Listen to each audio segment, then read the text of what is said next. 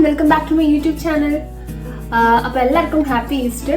ഞാൻ ഈ vlog upload ചെയ്യുമ്പോൾ ചിലപ്പോൾ അവിടെ ഈസ്റ്റർ ഒക്കെ കഴിഞ്ഞിട്ടുണ്ടാകും. എനിവേ എല്ലാവരും നന്നായിട്ട് സെലിബ്രേറ്റ് ചെയ്യുമെന്ന് വിശ്വസിക്കുന്നു. അപ്പോൾ എൻ്റെ ഈസ്റ്റർ ഡേയിലുള്ള ഫുഡ് പ്രിപ്പറേഷൻസ് ഒക്കെയാണ് ഇന്നത്തെ വ്ളോഗിലുണ്ടോ. നമ്മൾ ഉണ്ടാക്കാൻ പോകുന്നത് ബ്രേക്ക്ഫാസ്റ്റിന് വേണ്ടിയുള്ള അപ്പവും ചിക്കൻ കറിയും കേട്ടോ.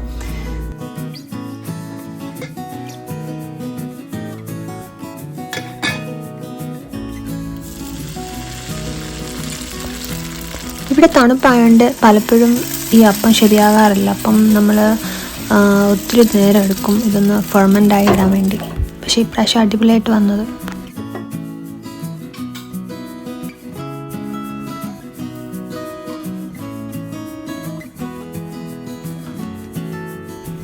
നിങ്ങൾക്ക് അപ്പത്തിൻ്റെ റെസിപ്പി വേണമെങ്കിൽ കമൻറ്റ് ചെയ്യണം കേട്ടോ.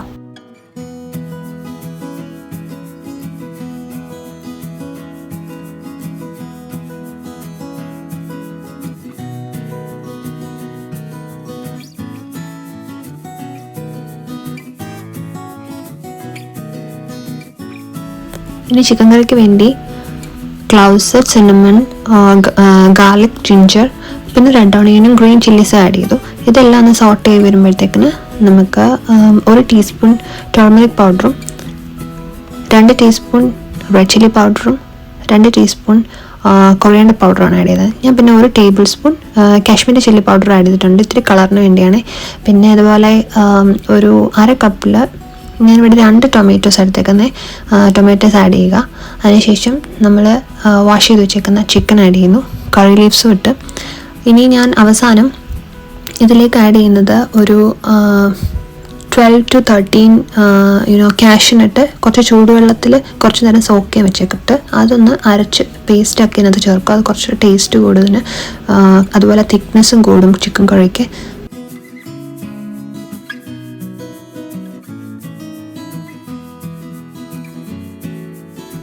അവസാനം കുറച്ച് ചിക്കൻ മസാലയും കറി ലീഫും കൂടെ ആഡ് ചെയ്ത് നമ്മുടെ ചിക്കൻ കറി ഇവിടെ റെഡി ആയിട്ടോ.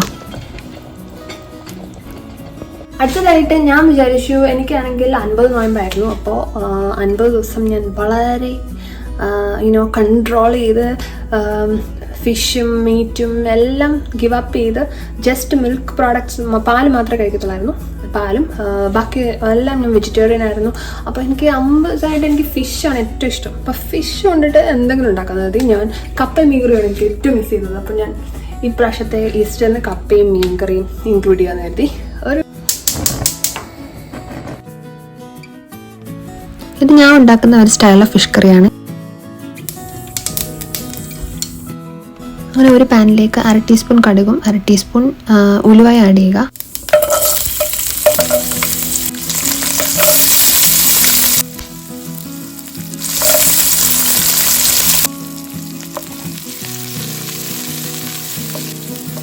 ഇനി ആവശ്യത്തിനുള്ള ജിഞ്ചർ, ഗാർലിക്, ഗ്രീൻ ചില്ലീസും കറി ലീഫും ആഡ് ചെയ്യുക.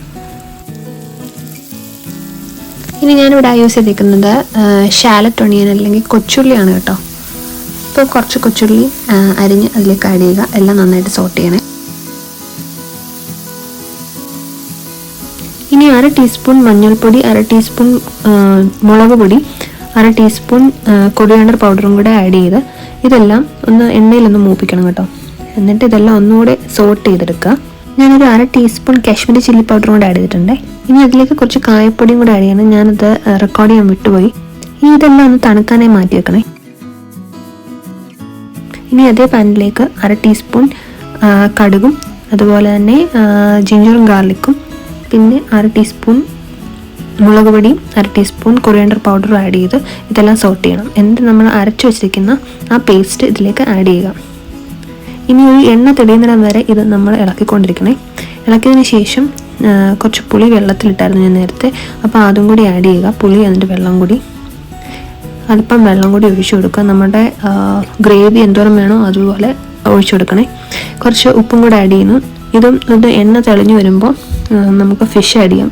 ഞാനിവിടെ അയല ആണ് എടുത്തേക്കുന്നത്.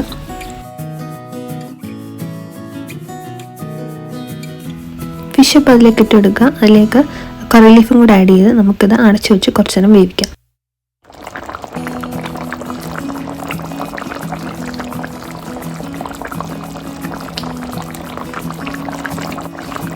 കുറച്ച് വെളിച്ചെണ്ണ കൂടെ ആഡ് ചെയ്ത് ഫിഷ് കറി ഇവിടെ റെഡിയായി. അടുത്തത് കപ്പയാണ്. ഞാനിവിടെ ഉണക്കക്കപ്പയാണ് എടുത്തേക്കുന്നത്. ഇവിടെ ആൻറ്റി ഞങ്ങൾക്ക് നാട്ടിൽ നിന്ന് പോയിട്ട് വന്നപ്പോൾ കൊണ്ടുവന്ന് തന്നതാണ്. അപ്പോൾ അതിലേക്ക് കുറച്ച് വെള്ളം ഇട്ട് ഞാൻ കുറച്ച് നേരം കുതിർക്കാനായി ഇട്ടിരുന്നു കേട്ടോ.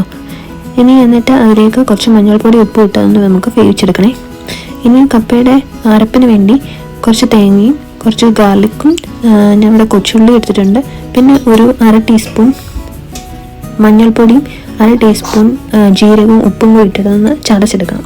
എന്നിട്ട് നമ്മൾ കപ്പയിലേക്ക് ആഡ് ചെയ്യുന്നു.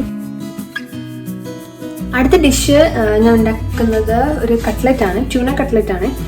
ഞാൻ ട്യൂണ കട്ട്ലറ്റിൻ്റെ ഡീറ്റെയിൽ റെസിപ്പി വേറൊരു വീഡിയോയിൽ ഇടുന്നതായിരിക്കും. എല്ലാം കൂടി ഇതിനകത്ത് ഇൻക്ലൂഡ് ചെയ്യാൻ പറ്റത്തില്ല.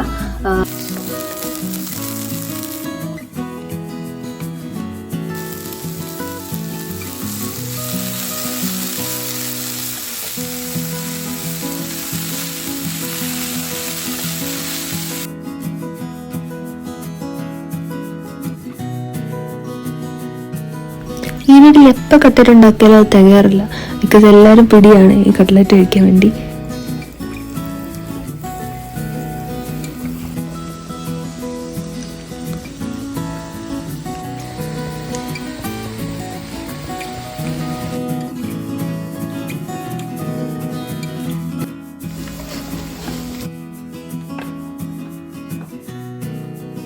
അടുത്ത ഡിഷ് എന്ന് പറയുന്നത് ഒരു ചെറിയ ഫ്രൈഡ് റൈസ് ആണ്, ഒരു എഗ് ഫ്രൈഡ് റൈസ് ആണ് കേട്ടോ. ഞാൻ അതിന് വേണ്ടി 4 മുട്ടയാണ് എടുത്തേക്കുന്നത് ഇവിടെ. പിന്നെ നമ്മുടെ കയ്യിലുള്ള വെജിറ്റബിൾസ് ഞാൻ ഇവിടെ ക്യാരറ്റാണ് എടുത്തേക്കുന്നത്. ക്യാരറ്റ് കുറച്ച് നെയ്യിൽ മൂപ്പിക്കണേ. റൈസ് ഞാൻ ഓൾറെഡി കുക്ക് ചെയ്ത് വെച്ചിരിക്കുന്നു. നെയ്യും നമ്മൾ സാധാരണ ബിരിയാണിക്കും ഫ്രൈഡ് റൈസിനൊക്കെ വേണ്ടി കുക്ക് ചെയ്യുന്ന പോലെ തന്നെ റൈസ് നോർമൽ സ്പൈസൊക്കെ ഇട്ടിട്ട് നെയ്യ് ഒഴിച്ച് അതൊന്ന് വേവിച്ചെടുക്കുക. എന്നിട്ട് നമ്മുടെ ക്യാരറ്റ് വെന്തതിനകത്തേക്ക് ഈ മുട്ടയും അതുപോലെ റൈസും ആഡ് ചെയ്യണേ. ഇനി നമുക്ക് അതിനകത്തേക്ക് ഒരു 1/2 ടീസ്പൂൺ സോയാ സോസും ബ്ലാക്ക് പെപ്പർ പൗഡറും ആഡ് ചെയ്ത് ഇത് നമുക്ക് സെർവ് ചെയ്യാം.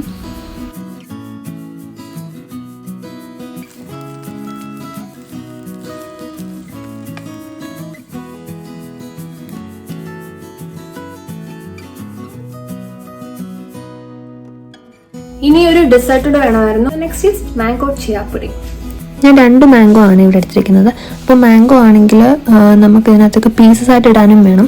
അപ്പോൾ അതിനു വേണ്ടി ഒരു മാംഗോ ഫുള്ളായിട്ട് നന്നായിട്ട് കട്ട് ചെയ്ത് അതിലേക്ക് കുറച്ച് വെള്ളവും കുറച്ച് പാലും ഒഴിച്ച് ഇതൊന്ന് അടിച്ചെടുക്കണേ. ഒരുപാട് വെള്ളം ഒഴിക്കരുത്, ഇതിനൊരു തിക്ക് കൺസിസ്റ്റൻസിയാണ് വേണ്ടത്. ഇനി അതിലേക്ക് 2 ടേബിൾ സ്പൂൺ ചിയ സീഡാണ് ഞാൻ ആഡ് ചെയ്യുന്നത്. ചിയ സീഡ് കൂടി പോകാനും പാടില്ല. ഇനി ഒരു 15 to 20 മിനിറ്റ്സ് നമുക്ക് ഫ്രിഡ്ജിൽ കീപ്പ് ചെയ്യാം, അതൊന്ന് തിക്ക് കൺസിസ്റ്റൻസി ആകാൻ വേണ്ടി കേട്ടോ.